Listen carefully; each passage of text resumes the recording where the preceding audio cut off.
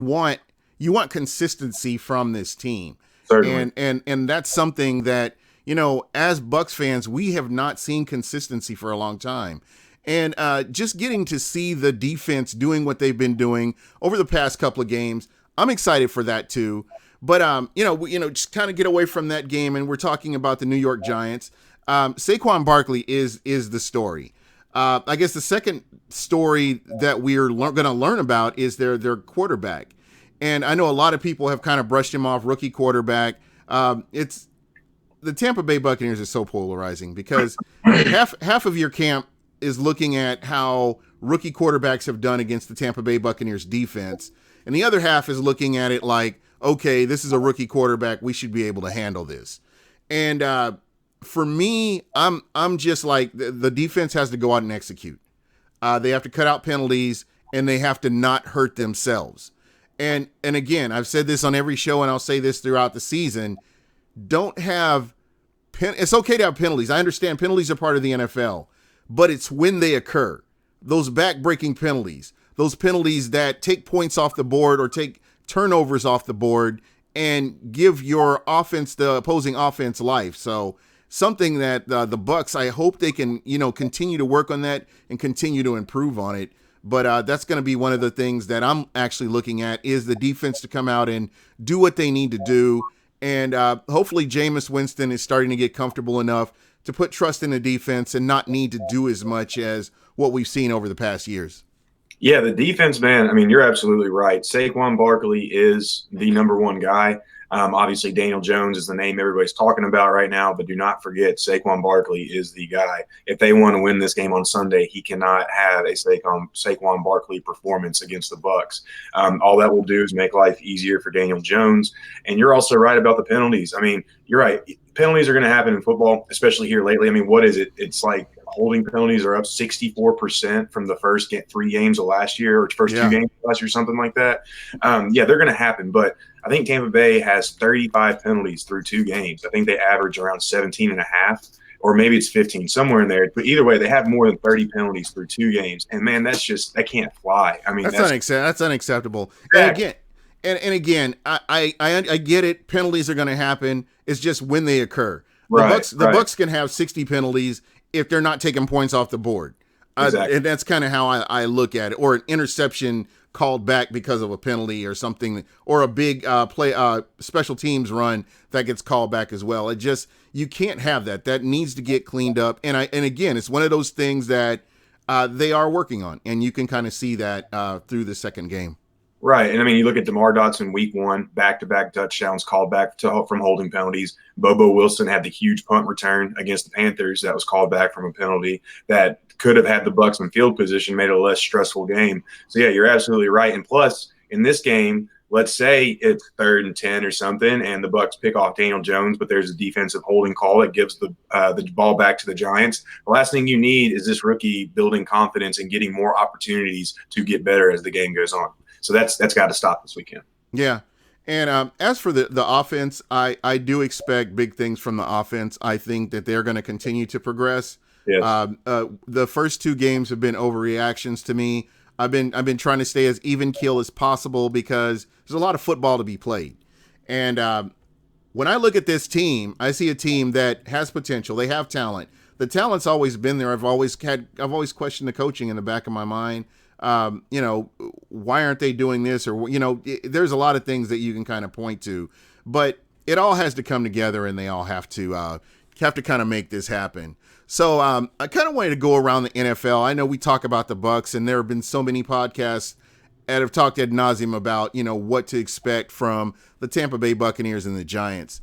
But the game, we had the Thursday night game, the Tennessee Titans versus the Jacksonville Jaguars. And again, here's a rookie quarterback that comes out of nowhere, and he's been pretty solid since the injury. And I don't have anything bad to say about him, really. I mean, the way he's playing the game and the way he looks on a Jacksonville Jaguar team that's had issues with offense over the past few years. Yeah, I mean, Gardner Minshew looked really good. His receivers made some really good plays as well on Thursday night. And I mean, he just looks calm, controlled.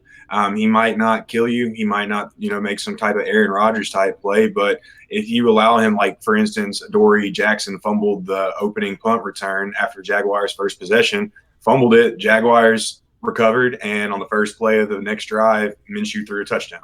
So, I mean, if you give him opportunities like that, he's going to take advantage of them. And if he's a sixth round pick that can do that, then obviously Daniel Jones, the sixth overall pick, can certainly do that if he's given the opportunity. Yeah, you would think. I kind of look at Mitch Trubisky and where he's at and where he was drafted. So again, he's got to go out there and kind of prove himself. So we'll get a chance to see what he's going to be able to do as we as we move forward. Certainly. But the first game I wanted to look at is the Cincinnati Bengals, and they're facing the Buffalo Bills. And the interesting thing about this is nobody expected the Buffalo Bills to be 2-0. Nobody. I mean, just if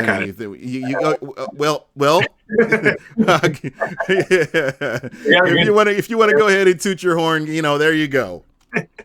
No, I mean, they've got a great defense, and I liked what I saw out of Josh Allen last year. As crazy as that might sound, he showed a lot of flashes. He had some pretty solid performances, and then just growing up Tampa Bay, defense is my thing, and they've got a really good defense. It's really deep, and their offensive line this year has actually really come to fruition, and they look good. But I'm not tooting any horn. It's still a long way to go. They could finish 2-14 for all we know, but yeah. But just out of the gate again, we're talking about out of the gate. We're not looking too far ahead, but we are, we're just kind of talking out of the gate. They did play the Jets and the Giants though, so that's not exactly a murderer's row. Yeah, but for starters, it like you talked about confidence. That's always good for your confidence when you're out 2-0 and you can go out and just go out there and show what you can do. It'll definitely help. As I'm looking at this, who should we be looking? If you're watching these games, because a lot of people have NFL Sunday Ticket, we're watching different games. Who would you say that you would look for in this particular game? And I'll get to Cincinnati in just a minute, but on the Buffalo side of the ball, and we'll leave Allen out of this, but anybody else. Cole Beasley. I think their backup running back is hurt, or he might be their starter, Devin Singletary. I'm not exactly sure where he fits on the depth chart, but Cole Beasley had a great game last week. I think he had 90 receiving yards, had a really big 51-yarder on like a 3rd and 15 or something it was, catch and run. So he looks like he's getting comfortable in this offense. Josh Allen is looking like he's getting comfortable with Beasley, so that's who I'd be looking for. Yeah. And what are your thoughts on it? And I did not realize that TJ Yeldon was on this Buffalo Bills team. What do you and it looks like he's going to actually play. Yeah, if Singletary doesn't play, which I last saw he was hurt, then Yeldon, he can catch the ball. He can make some people miss in space. So he's definitely someone to watch this weekend for sure. Especially with Frank Gore, he's not going to run the rock 25, 30 times. Yeah, but he's the ageless wonder, man. Just the way that he's been doing things. Yeah, it's awesome. And so let's go to the other side of the ball here and talk about the Cincinnati Bengals for a minute. Man, that is a team that is in search of a win.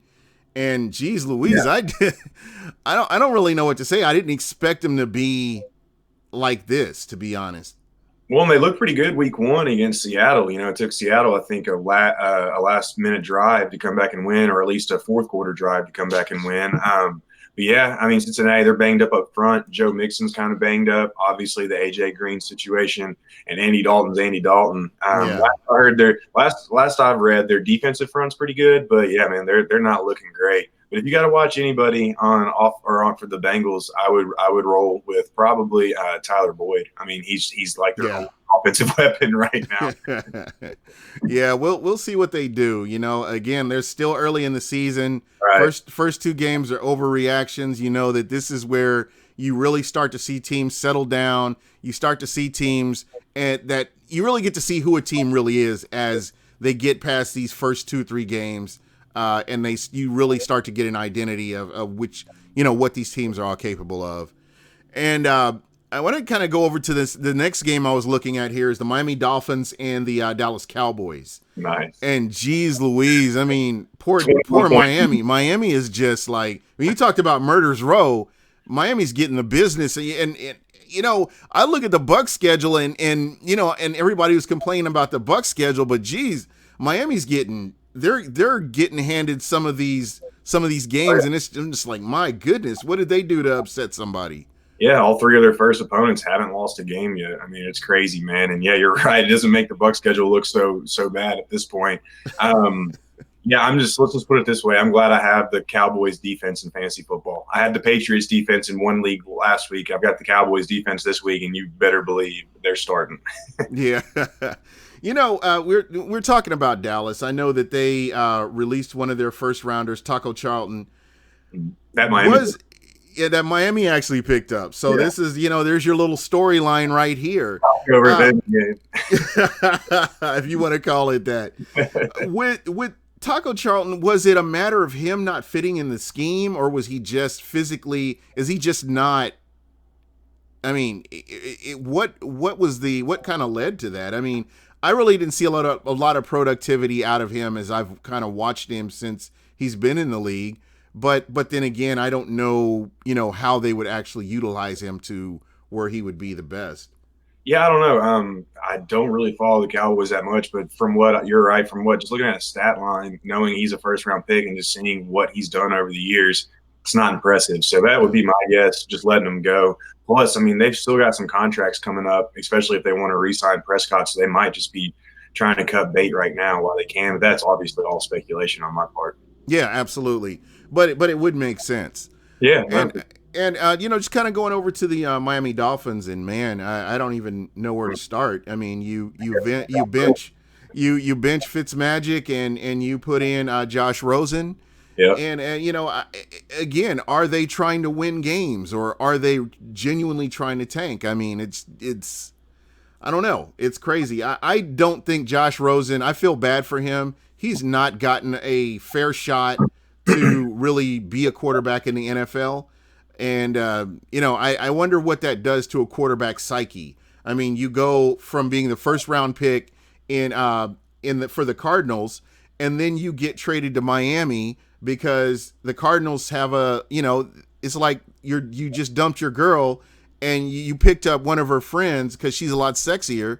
And, you know, how do you feel? You know, you got to feel some kind of way. And then you go to your new guy, and then he dumps you for somebody else that's older and sexier, and then you get dumped. You know, then you get pushed in the spotlight, and they realize that you could be the one.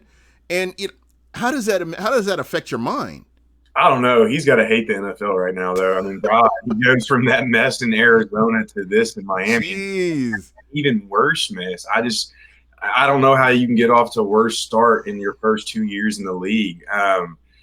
Man, and the worst part about the Miami situation, it's such a disservice to the players. These guys are out there putting their bodies on the line, and you're out there making moves that go against what they're sacrificing themselves out there doing, you know? Yeah. And I mean, and I hate to go this level with it, but I'm going to because it's true. While these guys are sitting up in their fancy air-conditioned press boxes, you know, their luxury suites and all that stuff, watching these guys basically get their butts whipped every week for nothing whenever they're putting every ounce of sweat, blood, and tears into what they're trying to accomplish. Plus, what if Miami does cut them after this year? What do they have to show on tape for other teams next year? You know, exactly. I mean, and go ahead. I want to jump in here because it really irritates me. If there were only 2 season ticket holders in all of Miami, I would be pissed off for them because they've invested money in this team, and this team has other ideas, or it looks like they have other ideas. When you get rid of your draft picks and you try to go a different direction, I mean, it doesn't make any sense. Well, and we all know the draft, for the most part, is a crapshoot. And yeah, it's all about potential. Yeah, there's no guarantee that this is going to work. So I don't know. I kind of hope it blows up in their face, but at the same time, I don't, because that might trigger another tanking episode, and I don't want to see any players go through that. But in the big picture of things, man, this just gives the Players Association more ammo whenever talks begin about the new CBA in 2021. They're going to be like, look how you treated our players in this certain instance. We need to have some kind of protection or something against this. It will not surprise me if this goes a long way in negotiations in 2021. Oh, absolutely. There are a lot of things. I think the power that the commissioner has, and I blame the Players Association for the original CBA back in 2011 when they could have shut this down. Roger Goodell, he's got too much power, and he's been an embarrassment for the NFL as long as I can remember him. Now, what I will say is, if they're smart, they can come together, come up with an independent type of council that would handle your disciplinary action, keep it consistent, and that will add a little bit to the NFL, to the shield, as what they're saying they're trying to protect. On a side note, I kind of wish they would get rid of Thursday night football, but I know that's not going to happen. Yeah, but, me too, man. It's so bad. You know what it does? It takes away from Monday night football. Yeah. Monday night, in the beginning, before Thursday night came along, Monday night football, you always look forward to that game because, okay, we got a game on Monday. Let's enjoy this game. It's normally a feature game with feature teams out there, and there's always that amazing play. But now you put in a Thursday night game, and now that's overdoing it, in my opinion. I mean, how many memorable Thursday night football games do you know of? None. Last week when Tampa Bay beat Carolina. That's on a fan base by fan base kind of basis. Yeah. But yeah, and I didn't mean to get off here on a tangent, but again, I just look at things that would help the NFL. Yeah. And I really believe that if you put this back to just Monday night football, how much better would that be for fans? They'd have something to look forward to that Monday night game. I mean, even the Thursday night game to me is a little much, but I'm good with it because it is on a Sunday. So I don't have a problem with that. Don't have a problem with the Monday night game. But, again, the Thursday night game is a little bit much. Right. It's okay to water down your product, but just make sure it's good water. It's not bad water. Yeah. There you go. Dirty water. That would have sounded a lot smarter. Sorry. There you go. So the next game up is the Eagles versus the Lions. And this game is going to be interesting. Yeah, it's a tough one, man. Yeah, and I would not want to be doing pick'em for this game only because with the number of injuries the Eagles have.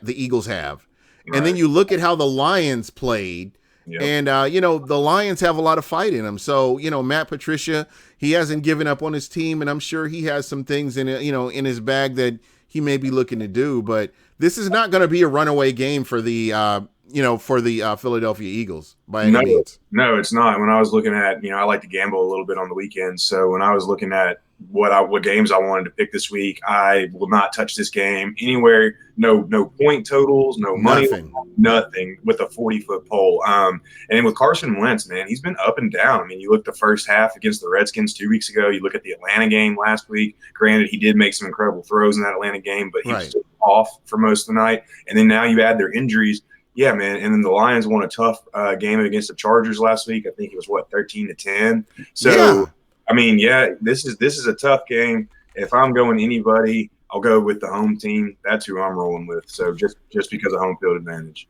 Yeah, and it's not it's not picking something. It's just like, okay, let's look at this. This is the home team. I'm going to go with the home team. Yeah, I'm right there with you. I mean, I have a lot of friends that are Eagles fans, and they were like, oh man, we got Deshaun Jackson. We're going to the Super Bowl now. You guys just didn't know how to use him. I'm like, dude. Let's try to keep him on the field. Let's try to keep him upright. I mean, this guy, he's injured, and let's see how long when he comes back. Let's see how long he's on the field. So, again, all their weapons, the majority of their weapons are injured. So it'll be really interesting to see how they come out of this. So yeah, I'm like you. I'm not touching that game with a 10-foot pole. Nope.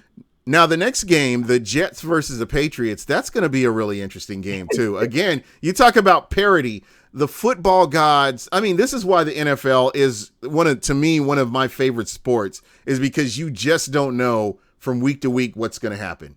I mean, you looked at the Patriots at the beginning of last week, and you would have thought they were world beaters.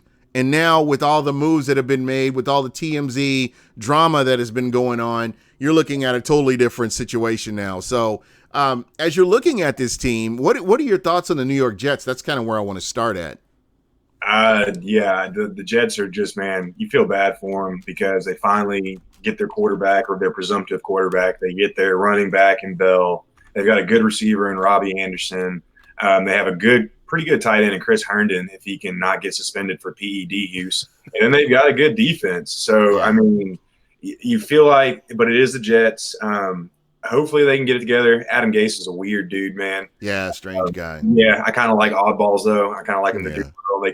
They keep things interesting. But yeah, I feel bad. That's my take on the Jets. Yeah.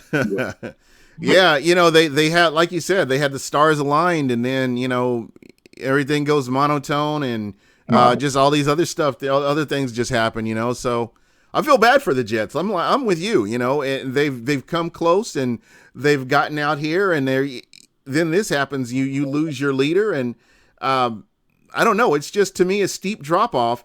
And who's their backup quarterback? I'm trying to remember. Right now, it's Trevor Siemian broke his ankle last week, but now it's Luke Falk. He was okay. That's right. He's out of Washington State. Yeah, they just signed him too, I believe. Yeah, so, Titans drafted him a couple years ago. Yeah, so it's gonna be. I don't want to touch that game. And the way the Patriots play, man, it's gonna be crazy. It's up in the air to see what's gonna happen here. Just for fun, though, I'm probably going to put $10 on the Jets money line because they're plus 1,300. So Jesus. If you put down $10, you could win 130. So I think I might do that just in case it does hit, and then I can just be like, oh yeah, made some money. Man, that would be a good move, though. Man, I should probably look into that. I mean, why not? It's $10. You never know. Yeah, and just the way the Patriots have been playing, geez Louise. I mean, they look good. I think they could go to Labor Ready and get some day laborers out there and put together a squad the way they put things together. I'm like, wow. They're a machine, man. They're a machine. Next game up, the Colts versus the Falcons. And, I know that Falcons Nation, I'm starting to hear them chatter a little bit because of that win they've got. I don't know. They're going up against the Colts. I think Brissett, is he playing? Or I know he had an injury, but I wasn't for sure if he's participating in practice. I hadn't gotten a chance to check any of that. He'll play. Yeah, there we go, man. What are your thoughts on this game? I mean, the Colts look like they're kind of coming along, but Dirk Koetter is the offensive coordinator, so there's going to be hardly no running game to speak of, and we've seen examples of that. But what are your thoughts on this game? That's exactly what I was going to say. It really feels like the Falcons could go up there and pull this one off. But with a Dirk Koetter offense, we just never know what we're going to get. He did have that great call on the Julio touchdown on 4th and 3 last week against the Eagles. That was an amazing play call. Really good job on his part. Great execution. But at the same time, you just never know with that offense. The Colts, though, you know exactly what you're going to get with them. They're going to pound the ball. Jacoby Brissett is a solid quarterback. He's certainly not Andrew Luck. Right. He is a very solid quarterback. They can protect up front. So any kind of blitz, Dan Quinn likes to go out on his blitzes and leave guys on islands, which is great, but it can be risky. And if the Colts can protect up front, which they can, then I think their offensive line is filthy. Oh, it's great, man. I love Quentin. Looking back, I wouldn't have liked the move at the time, but knowing what we know now about Quentin Nelson, if the Bucs would have traded 2 first-rounders just to move up that one spot, I would have been okay with that. I wouldn't have liked the move at the time, but looking back on it now, I would have been okay with it. Yeah, I think we really Michael Pless, I don't know if you're familiar, Michael Pless, a co-host, he was big on it. I was big on him too. I would have been happy with that move, had they done something to make that move happen, but we are where we are. I like the guy. I like what I see out of him. He is a natural, he's a natural lineman, and he's versatile too. So it'll be really great to see how they do against this Atlanta Falcons defense. My question though is about the secondary. I just have questions about the Atlanta secondary. I'm just not 100% sold on them, and I believe that they can be exploited at times. So.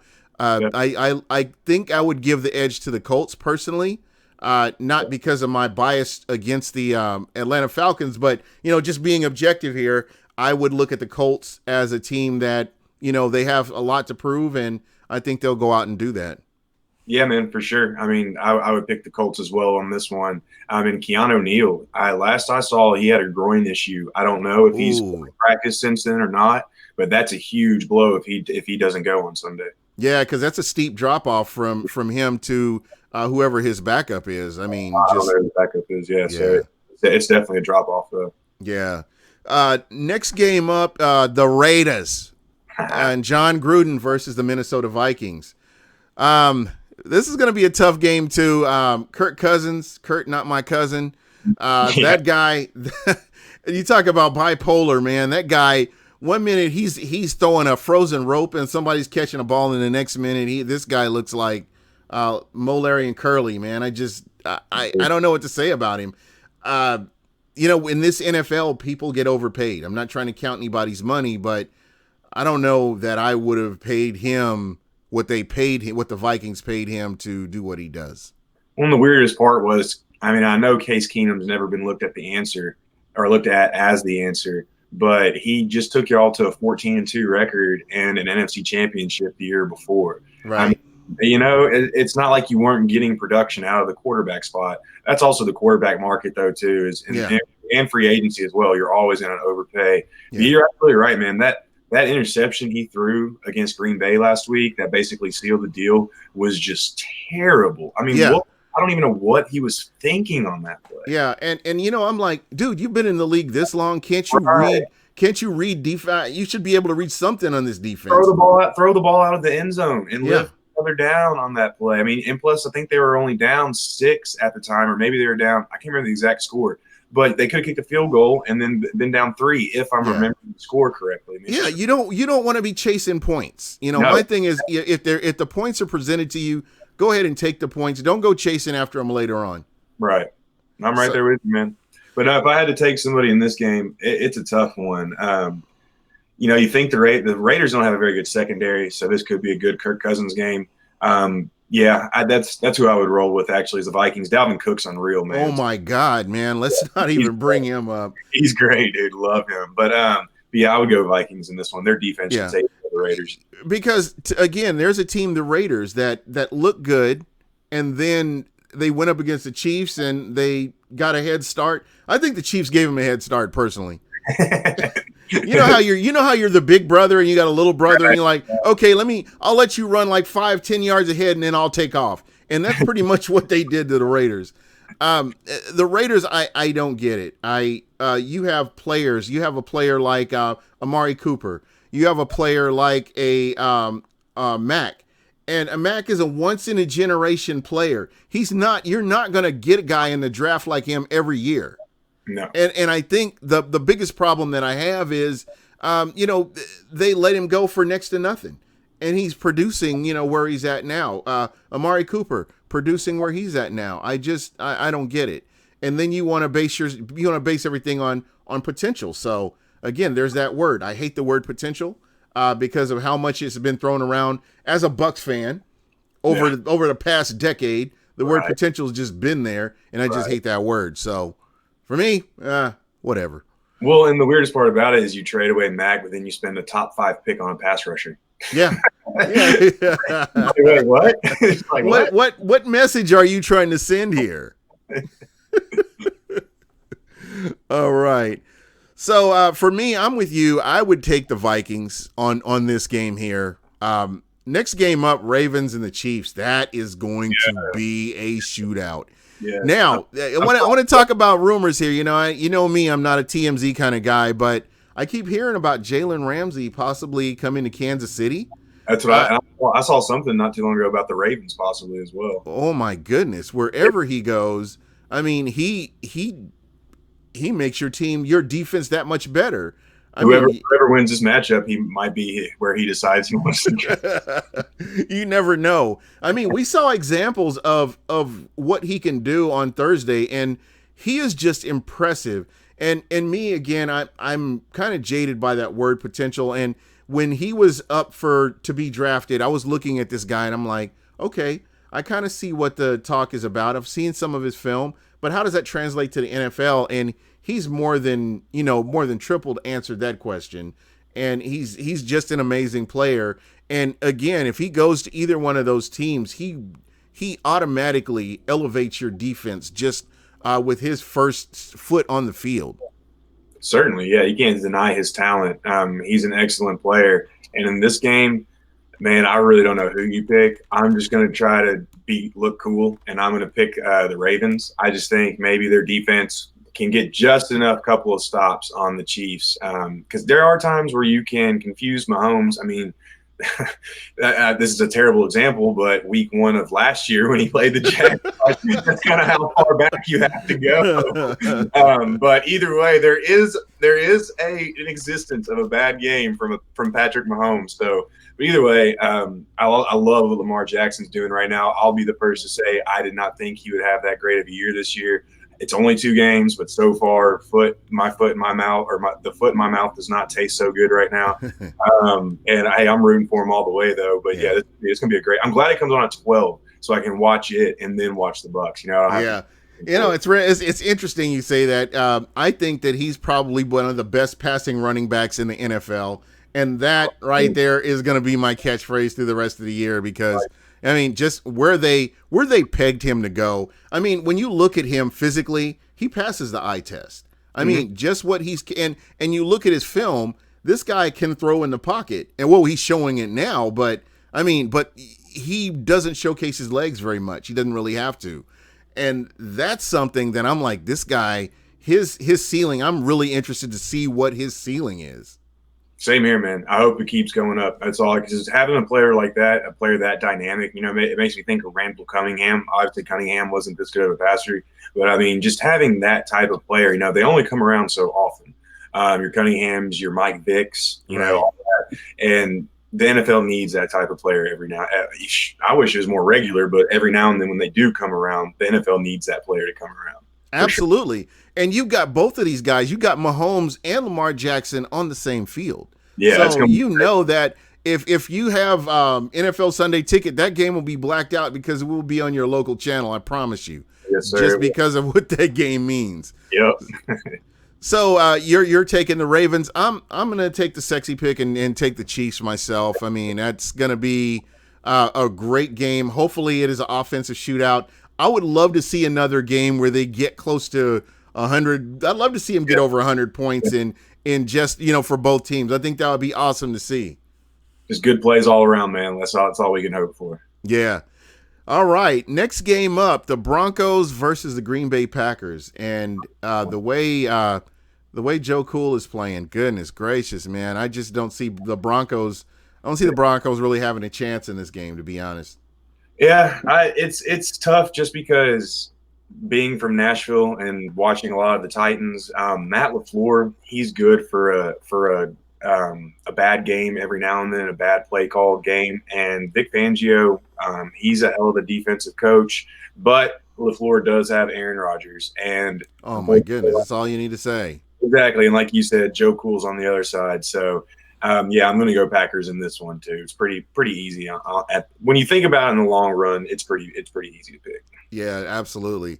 Again, Aaron Rodgers, first ballot Hall of Famer. I'm going to go ahead and say it. I would be shocked if he was not a first ballot Hall of Famer. Just the numbers, just the fact that he's in the game always gives the Green Bay Packers a chance. So having a quarterback like that, I mean, the Green Bay Packers have just been one of the more luckier teams to, throughout their history, have good quarterback play. So, yep. I mean, they went through a spell with was it the Magic Man for a little bit, but after that, it's just been kind of crazy. Right. Yeah, no, I mean, they're spoiled just like the Colts were until, Andrew Luck retired. And even with Brissett, they're really not in that bad of shape. So, yeah, it's just one of those things where you just get super lucky. And I'm right there with you. The analytics crowd's been hating on Rodgers for some reason lately, but he's first ballot Hall of Famer if you ask me. Yeah, most definitely. His talent is undeniable. Yeah. All right. So the next game up, Carolina Panthers and the Cardinals. Ooh. That was actually pretty tough. Cardinals are favored in that one. I'm going to roll with the Cardinals just because the Panthers look like absolute crap last Thursday. Cam Newton's probably not going to play unless he's been ruled out definitively at this point. He's not going to play. Yeah, I would say so as well. Cardinals have kept it close. I mean, they lost by a touchdown to the Ravens last weekend. So, I mean, they're scrappy, man. I'm rolling with the Cardinals. Yeah, I'm really irritated with the coaching staff for the Carolina Panthers. Cam Newton was not healthy in the preseason. Nope. Cam Newton was not healthy game one of the regular season. Cam Newton was not healthy at the starting point of the Bucs game. I went on record on a Carolina Panthers podcast and said Cam Newton is not healthy. Mm-mm. There's something wrong with him. And, it's just kind of come to fruition. Why would you have, if this guy is hurt, because I know they had talked about shutting him down for the year because of his shoulder, at least let him get at least 80 to 90% healthy and then put him back on the field. I know he's a division rival. We're talking football here. We're taking all the other bias out of this. We're talking football, and it makes me mad that this is what teams do, that wins matter that much to them. I mean, the coach's job matters that much. Sit him down. Hey, let's get you healthy and then get you back out on the field. I think you hit it right on the head with the coach's job matters that much, because Ron Rivera is coaching for his job, and he knows Cam Newton gives him the best chance to win. But you've got to think in the long run. Exactly.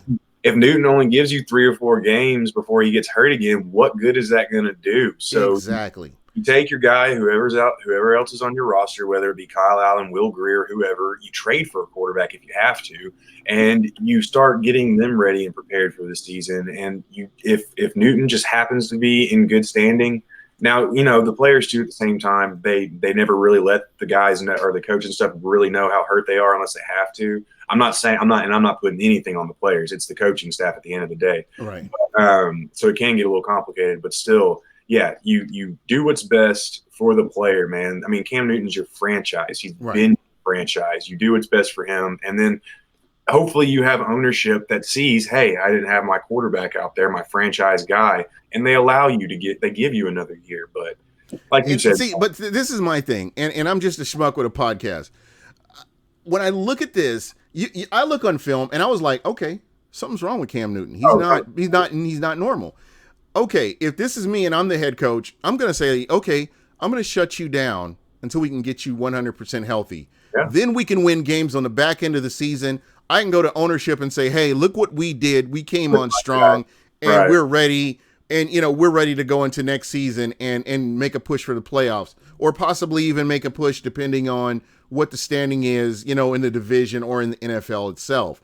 So to me, that would have been what I would have done, as a head coach. But now you've taken him out, you've messed up his psyche, because you know how Cam Newton is to begin with, and he's ended up getting hurt, which he probably already was hurt. He's probably hurt worse now. Now he's in a boot. Now when he's coming back, he's having all these different thoughts in his head. It's not good. It's just the whole situation was just not good. Yeah, and plus it's not like it's some secret as to why they lost 9 straight games or 8 straight games or whatever it was last year. Everybody knows that once his shoulder was injured, it derailed the offense. So that it's been an issue. Like you said, rest him, get him healthy, win some games on the back end if you can, and then go into next year saying, look what we did with my guy. We'll be fine. It's that easy. Yeah, exactly. That's exactly what you do. Yeah. But anyway, that's coaches, man. I mean, I don't know why what we're doing out here. Exactly. Yeah, that's pretty much where I'm at with this. So if I'm going to make a pick, I'm actually picking the Cardinals. I'm a little underwhelmed by the defensive line that the Carolina Panthers have. I just have not seen this world beater off defensive line that everybody had picked out at the beginning of the season. So I think that their lack of pressure on the quarterback really did them no favors. So again, I'm going to go with the Cardinals. They have that fight in them, and they're trying to win these games. So let's see what they do. All right, I'm going to skip the Bucs. We've already talked about Bucs Giants. And let's go to the Saints Seahawks game. That's going to be another good game to watch. So what are your thoughts on this game? You've got Drew Brees, who is out, and we're looking at Teddy Two Gloves, and let's see what he can do against the Seattle Seahawks. This is my upset special of the week, man. I'm rolling with the Saints. I think I like what Bridgewater can do in this offense. And, man, I've been on record before saying that, obviously not now since we've got Bruce Arians, but I've been on the record saying I would trade 3 first-round picks for Sean Payton as head coach. I still think Belichick is the GOAT. I think Sean Payton, though, is second in the league. He is one hell of a football coach. I think he's going to have a great plan for this Seattle defense. Seattle cannot rush the passer. They have a really bad secondary. Now, they're stout in the run game, but they do get Ezekiel Anza and Puna Ford back this week. That's going to be huge for their pass rush. But, man, I like what Bridgewater can do in this offense. I think I think Sean Payton will have a good game plan ready for him. They've still got Alvin Kamara. They've still got Michael Thomas. I mean, they can – and Jared Cook now at tight end. They can make plays. The offensive line is good. And I just think Bridgewater needs a little time to get used with the game plan with the receivers, and that happens this week. Yeah, most definitely. I mean, when you consider the catastrophic knee injury this guy came back from to even be able to freaking walk, and Right. he's out here playing football at a high level, I mean, that just it's amazing, what kind of heart this guy has to go out here and play. So this will be a game I'll definitely have my eye on. The Seattle Seahawks, what can you say about them? They continuously have been competitive since Pete Carroll's been there. And again, they will be competitive in this game.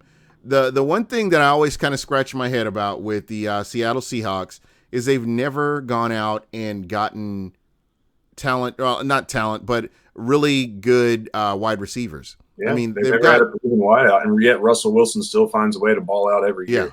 That dude's unbelievable, man. Yeah, he really is. So that's your upset special. I am going to go with the Seahawks on this game. Ooh, I like it. All right. The next game up is the Texans and Chargers. Man, see, this week 3, I wish week 3 was like the last, I'd say the second or third week before the season ended, because these are some amazing games right here. Yes, When you look at these teams, the Chargers, and what they've done after Melvin Gordon is sitting out, they're still out there being competitive. You lose a guy like Derwin James for the season, and they're still competitive. So I kind of go back to what I've always said, that this defense was talented before Derwin James got there. He just made them better. Definitely. Yeah, certainly. I love this game. I love Deshaun Watson. Another guy that they said would not make it as a quarterback in the NFL, and he's really playing really well, and I really hope that he can continue to play well. Yeah, man. I mean, after the first week, that game against the Saints, I mean, the dude, he just gets better every year. He gets better every week. I love watching him play. I love the Chargers as well, though. I'm one of the few people that probably likes Phillip Rivers. I love Phillip Rivers, man. He's awesome. He's so much fun to watch, and I just love his attitude. It's okay to be cocky when you're good, and also when you're not like off to the side, just pushing people around, beating women or stuff like that. Like, when you're cocky, but like a good, wholesome dude like Rivers is, and I know he's thrown his F-bombs out there before. Everybody does that. You know what? I don't think he cusses. He did to Titans fans a lot. Yeah, there's a game where he was actually flipping off Titans fans one week, but I mean, they were probably saying some pretty bad stuff to him. So I'm sure they were, man. Yeah. I mean, he's, what, it really made, and I've not been a Chargers fan, or really followed them since they moved to LA. I know how hard San Diego tried to keep the Chargers in San Diego. The owner was dead set on moving to Los Angeles, and that's all that was about. Yeah. So, it's one of those things. I feel bad for him. That's where his family is. That's where he does his work in the community, is in San Diego. And he's got a lot of roots there. And, he's one of the great stories of a quarterback that didn't go chasing money. He stayed in his location, where he was, where he was drafted. And he's continued to ball out every year, as you say, and he has. And, that's just one of those things you can't not root for him. Right. No, exactly. And I love how he plays the game, and hopefully he can at least get to a Super Bowl. I mean, he's had too good of a career not to. But when it comes to this week, man, I got to go against my boy Flip, and I'm going to take the Texans and Deshaun. I love watching that guy play. I think he has a pretty good game this week and leads his team. It's exciting. This is the future of our quarterbacks in the NFL. Guys like Watson, guys like Jackson. Even Kyler Murray, I know that the jury's still out on him, but from what I've seen from him so far, he's amazing. Yeah. I really want to go out and actually see him play in person. Being out here in Arizona, I get to go out here and check out some of the. I've gone out to a couple of camps, but not this year, just to kind of see some of these guys because it's amazing. When my son was playing football, the same guy that trained, that helped Darrelle Revis at Shutdown U, actually worked out with my son, and it's just really cool to be able to talk with some of these guys and pick their brains and get those kind of stories, football stories from them. So I'm all about football, and that's just one of my things. Yeah, man. Well, hopefully you can get out there and see a game soon. Yeah, because I do. I just want to say that I got to see Kyler Murray. I would actually love to be able to go to that game. That game when the Cardinals play the Bucs, but it's either go to London or go to that game. So I choose London. Oh yeah, all day, all day. So you gotta make the most of when you can. So this Texans Chargers game, who do you got? I'm gonna go with the Texans. Yeah, man, I'm gonna roll with Deshaun and the Texans. All right. Well, there you go. I'm going to actually take the Chargers. Nice. There we go. I like it. We'll have to do a tally after it. Yeah, we definitely will have to do a tally on this. So, this is going to be an exciting game. All right. So, next game up, the Pittsburgh Steelers minus Ben Roethlisberger versus the San Francisco 49ers, the re-energized San Francisco 49ers. Yeah, man. I mean, you got to love what's going on in San Francisco right now. If you're a fan or if you're a media member, whatever. Kyle Shanahan offense is coming to fruition now that he's got Jimmy G back. And as Jimmy G gets healthier, he should be better. Jury's still out on me whether or not he's going to live up to that contract or not. Yeah. He's still not the best quarterback. He's solid, but we'll see if he lives up to that contract. But regardless, they're healthy right now. Has he played a full season in the NFL? No. And that's because he got traded 2 years ago and he played those last 6 games and he won all 6 games or whatever it was. And then he tore his ACL week 3 of last year, I think. Yeah. So I'd love to see him get all 16 games under his belt and kind of get an idea because, you don't have a full season of game film on him. So like you said, the jury's kind of still out on him, but that defense, the way that defense is playing, good, man. Good. Yeah, I don't know. I was kind of happy with, the Bucs performance, them coming out of the gate and going up against this Niners defense and offense the way they're playing right now and just kind of, it'll like I said, it's early in the season, but, it's really interesting to see how they're doing right now. Certainly. So with this game here, I am going to take the Niners on this game. Yeah, same here, man. I mean, they're just playing really well right now. You don't know what you're going to get in Mason Rudolph. James Conner, as much as I love his story, I think he was pretty overrated heading into the season. I mean, he's a good back. I don't think he's a franchise back. And he's not an every down back. No, I don't think so. And just the receivers, I mean, I love Juju, but that's really all they have on the receiving end. Defense has looked terrible so far for Pittsburgh. So I'm running 49ers all day. All right. Next game, this ought to be a sexy game here. You got the Rams, the Los Angeles Rams versus the Cleveland Browns. Mm-hmm. And Cleveland kind of bounced back a little bit. I'm really curious to see, this will be a telling game how they do against a team that was in the Super Bowl. Right. And I mean, but Cleveland is so beat up right now. David Njoku, broken wrist. They just placed Christian Kirksey, one of their starting inside linebackers on injured reserve with a chest injury. Their starting left tackle might not start this week. So they've got some bad injuries that they're going to have to deal with. I think there's a couple of cornerback injuries as well. I can't think of them right off the top of my head. But, I'm going Rams all day on this one. It feels like the point spread's minus 3.5 for the Rams. Oh, wow. I'm going to take them on the money line if I'm not dealing with points. But I don't see how the Rams don't win this game this week. Yeah. Again, it'll tell a lot about this, this Cleveland Browns team, just how they perform against them. Are they competitive or do they get punched in the mouth and don't get up? That's one of those things right there. So for me, I'm going to go with you. I'm taking the Rams all day. And I think that's going to be a fun game to watch. I'm going to have so many screens up. I'm actually probably going to have like 2 TVs up. So we'll kind of see how that all works out. Dual screen action. I like it. Yeah. Last game, last but not least, the Bears versus the Redskins. The Bears have let me down, bro. The Bears were on a roll last year. I was like, man, this team is really gonna do some things. And then Mitch Trubisky just He's bad. He has not played well, man. yeah, and what that does, it just tells me a lot about Mike Smith. And Right. I'm serious. It tells me everything I need to know about Mike Smith. And it just, oh my God. When I look at this kid and what he's doing, man, it looks to me like he's regressed. Definitely. From last year. Yeah, you got to say that. He can't. He looks like Jarrett Garantano for the Vols right now. I mean, he can't complete a swing pass. I mean, I don't understand. First off, I've never been a fan of drafting. Yes, I know players look great and you've got your projections and all that stuff in college. But I'll admit this, I was completely wrong about Anthony Barr in Minnesota. Uh-huh. A lot of people were wanting him to go early in the first. I just didn't see how you could get. I think he was a fullback before he moved to linebacker for that last year or so in college.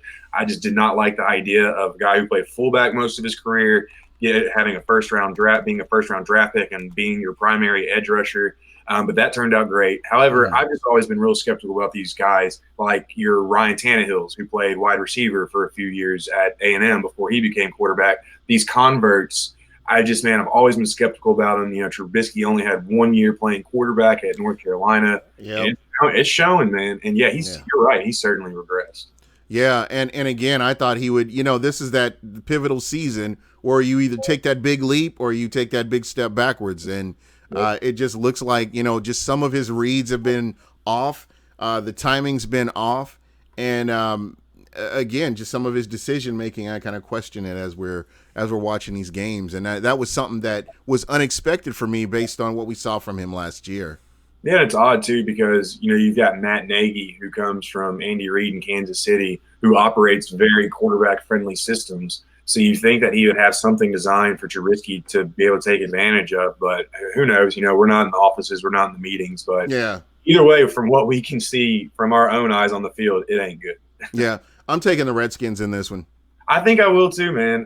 That Bears defense is nothing to play with, but the Redskins have fought hard the past couple weeks. So. Yeah. They've got some okay stuff going on. So, yeah, I would take them too. All right.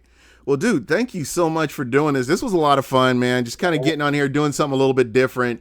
I don't know what your schedule's like. I'd like to do this a little bit more often. It's kind of cool to get to chop it up with you a little bit. I like I said, you do great work.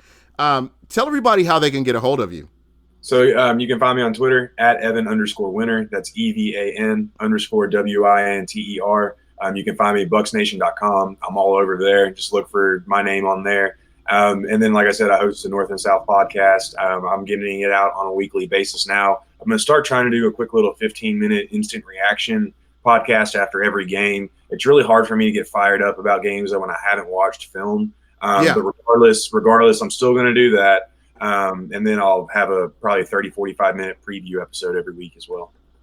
Yeah. And again, man, I appreciate your work. I love what you do, and I love what you bring to this. So you're greatly appreciated. I'm hoping I can get you here next week, so we can kind of look at our stats here and see, kind of check it out. But this was fun. I really appreciate you. I know you got articles to write.